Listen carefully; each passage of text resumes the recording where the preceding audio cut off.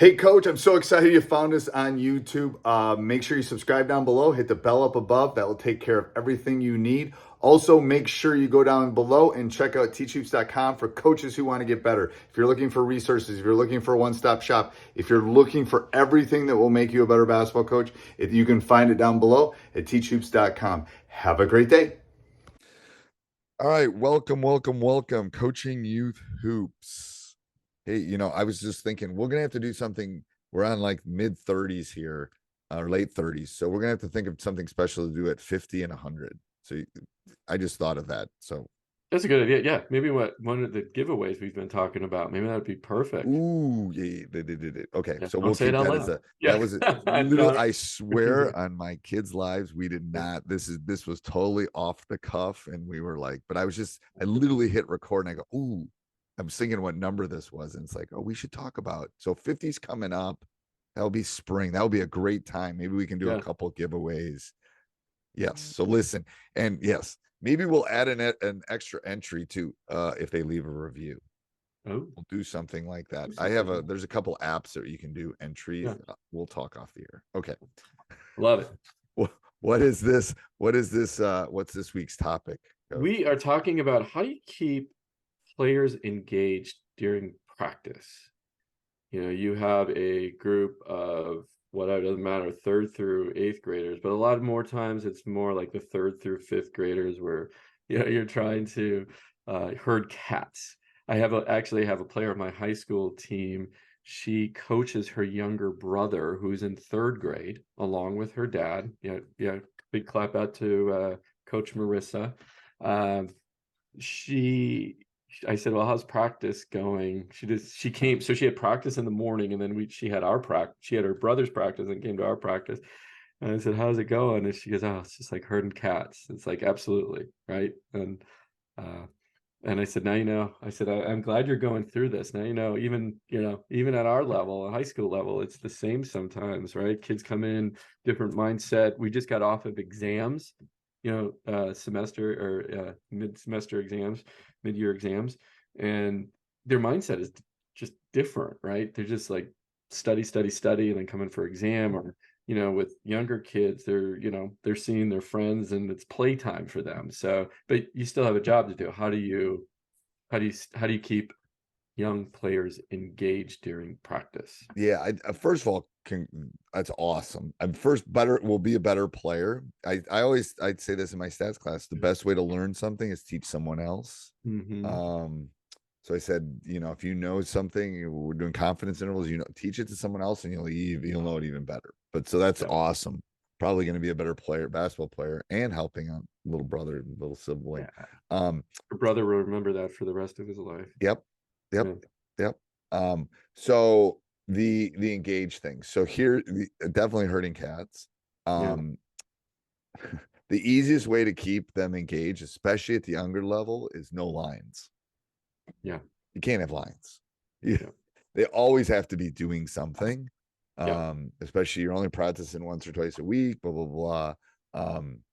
That's what I found out when I was like, going from, pretty high level high school coach to coaching my son's fourth grade team. It's like, oh, like this is a whole different world. Um, so you definitely can't have lines and you have to keep them active and moving. And yeah, that and it can't be all drill work or small sided game stuff, or that there has to be fun involved. I mean, not that those aren't fun, but there has to Different be kind of some fun. game based Yes. stuff that they are looking forward to. Because as a side note, and you and I talked about this with attendance, one of the big things in the Facebook group is people are always talking about what happens when only have 7 people show up. Well, why aren't they showing up? Again, sometimes not within the fourth graders' control, it's in their parents' control. But if they're begging to go, the parents are probably going to get them there if they can. Um, so that engagement and that enjoyment, I think, can help attendance a lot.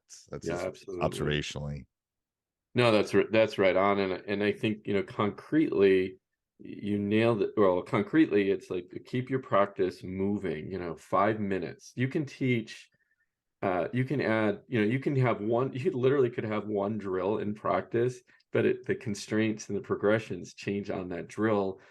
just so you're not teaching a new drill every time. So you could teach them, maybe how to do layups, and that's the technical part. And then you get into a layup type game, maybe one-on-one, and then they have to make so many layups in a row, right? And you just, and make contests. And but I think specifically to your game base or games like Miss Pac-Man or Stuck in the Mud, you can Google all of these things, little games like that, just to mix it up a little bit. I gotta ask, what's wrong with what's wrong with Pac-Man? Why does it have to be Miss Pac-Man?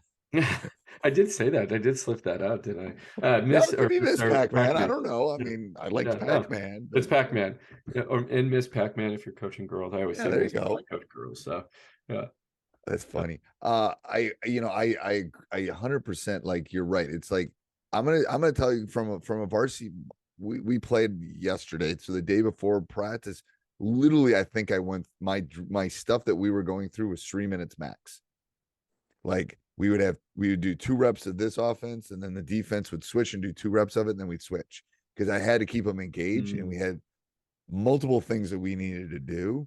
So I'm thinking about engagement with 15 to 18-year-olds. yeah, So like I got to keep them focused and ready. And here's what we need. And these are the things we need to do. And boom, boom, boom. I refer to it as like a machine gun practice. yeah, It's yeah, like, exactly. Yeah. obviously when you're teaching things and they're learning, it's different, but I think you're right that moving is really important for engagement. Well, and then as you were saying that, it really what's important at the different levels: third grade, fourth grade, fifth grade, sixth grade, seventh grade, eighth grade, right? So at third grade, it's a game, right? You don't have to teach them the flex offense. Get a ball in their hand, get some shooting stuff, and some basic like spacing. You know what I mean? So it's not like you shouldn't be stopping and teaching them very specific, minute things, right? And then, but as you progress, that does increase, right? Uh, and don't, instead of just lining them up and saying, okay, everybody on this baseline, left-handed pound dribbles, right-handed pound dribbles, make a game out of it, right? Get a ball in their hand, they're running around. Just search for games, right? Basketball, fun games. Actually, on our Facebook group, Coaching Youth Hoops Facebook group, I have a download you could do. I just realized I put that up early in the season. It'll be Fun in the game. file section, right? Yeah, in the file section. Yeah, Yeah, yeah. People can yeah. never for someone that runs 3 Facebook groups and a really big one. I'm always scolding at people, and it's like, don't put it as an attachment because it's a stream. Put it over in the files, Yeah.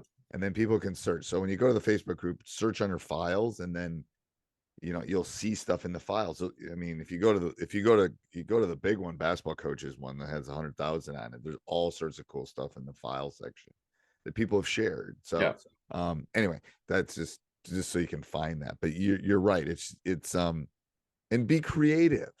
Right. Like it doesn't matter as long as there's a fun little like who can make everybody grab a basket, who can make the first 3 layups I mean, it doesn't, as long as Yeah. it's semi-competitive and fun and a game, they'll love it. They will. It'll be Exactly. fun. Yeah. And then, don't worry about if, you're facing a team of third graders that are pressing you and doing a zone and they're running, the Princeton offense. Those are flukes, right? And you're going to have them. Every league has that team that if they just collectively got 6 amazing players and they're And all all their moms and focused. dads are former collegiate stars. Right. It's like, yeah. Yeah, exactly. So that's not the norm. Again, talking to 2 coaches that have, probably looking back saying, why did I do that? Like, like just keep a ball in their hand, move them from one drill, the machine gun method of practice, and be creative. Like we just started, because I've been experimenting with this. We started including kind of some bonding. We call it bonding, team leadership, team, just like non-basketball related stuff.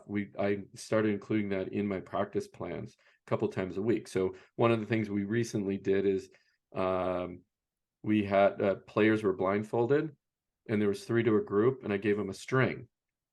and they had 2 minutes to put this, and the string was 4 feet long. They had to put the string in a square, and they're blindfolded, right? And there's only 3 of them. It makes it a little bit harder because you don't have the 4th one kind of holding it all out, right? And and then there was a lesson out of that, which is, how did you have to do that? What were the skills necessary to do when you couldn't see how to do it, right? And it was communication, it was touching, because they had to know the spacing of the other player next to them and where the end of the string was. And I said, what would help you do this drill better? Oh, a 4th person. And I said, oh, a 4th person maybe that didn't have a blindfold, like a coach, right? So, right, we see things on the, you're playing the game, we see things on the outside that Right. could help you, right? Yes. So I love anyway, that. so I've been working on little things like that to include in practice, just to break up the monotony, but it ties back to life lessons that sports are supposed to teach you. So. It is. It is. I love that.